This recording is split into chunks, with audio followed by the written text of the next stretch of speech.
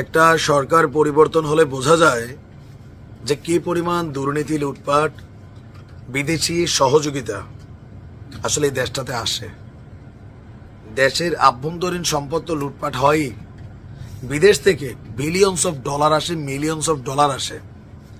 এই ডলারগুলা বিদেশিরা মনে করে এই দেশের মানুষের কল্যাণে, উন্নয়নে, গরিব মানুষের ভাগ্য বদলে, চিকিৎসা, স্বাস্থ্যে, নারীদের জন্য, এতিমদের জন্য নানান দেশ অনেক কিছু সহযোগিতা করে। কিন্তু এগুলো আসলে কারা পায়? বাংলাদেশের গণমাধ্যম বলে আমরা বিশ্বাস করি না, মনে করি সরকার পরিবর্তন হয়েছে, দেন হয়তো নতুন সরকারের তাবেদারি করছে। কিন্তু যখন খোদ মার্কিন যুক্তরাষ্ট্রের প্রেসিডেন্ট ডোনাল্ড ট্রাম্প তিনি বলছেন, দ্যাট মিনস ঘটনা সত্য। এক আশ্চর্যজনক ঘটনা বাংলাদেশকে নিয়ে কঠিন এক লাড়া দিছে।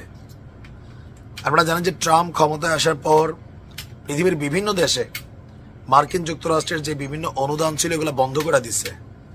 এবার বন্ধের পর কি কি বন্ধ করছে, কেন বন্ধ করছে, অনেক দৃশ্যপট সামনে আসছে। এর মধ্যে একটা হচ্ছে বাংলাদেশের রাজনীতি শক্তিশালী করতে যুক্তরাষ্ট্র সরকারের কাছ থেকে একটি সংস্থা 29 মিলিয়ন ডলার,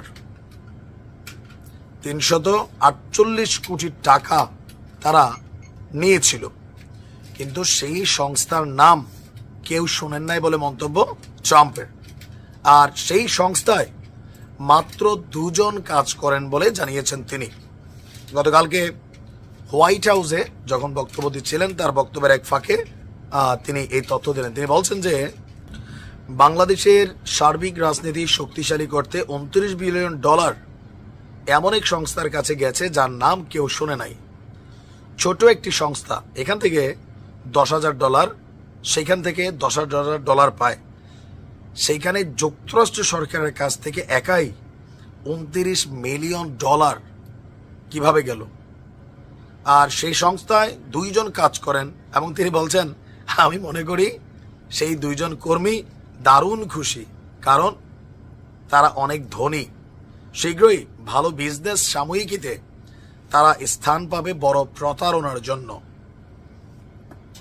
ট্রাম্পের বক্তব্য আমরা যদি দেখি যে বাংলাদেশে বিভিন্ন প্রকল্প যখন বাতিল হচ্ছে, এগুলার পিছনে মূল রিজন কি? টাকাগুলো সঠিক জায়গায় পৌঁছাচ্ছে না। এখন এই 2টা সংস্থা কারা?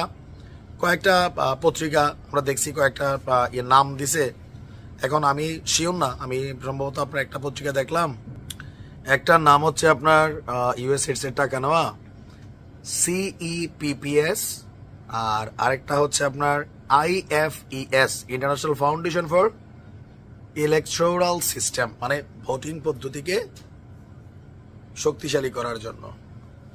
এখন এই টাকাটা আমেরিকা থেকে যখন আসছে, সরকারের মাধ্যমেই অথবা বেসরকারি মাধ্যমে ঢুকছে, যেখানে একটা অনুসন্ধান ছিল, প্রতিবেদন ছিল। কিন্তু এত কিছু ফাঁকি দিয়ে বাংলাদেশে কত বড় বাটপার, টাকাই না মাইরা দিতে পারে।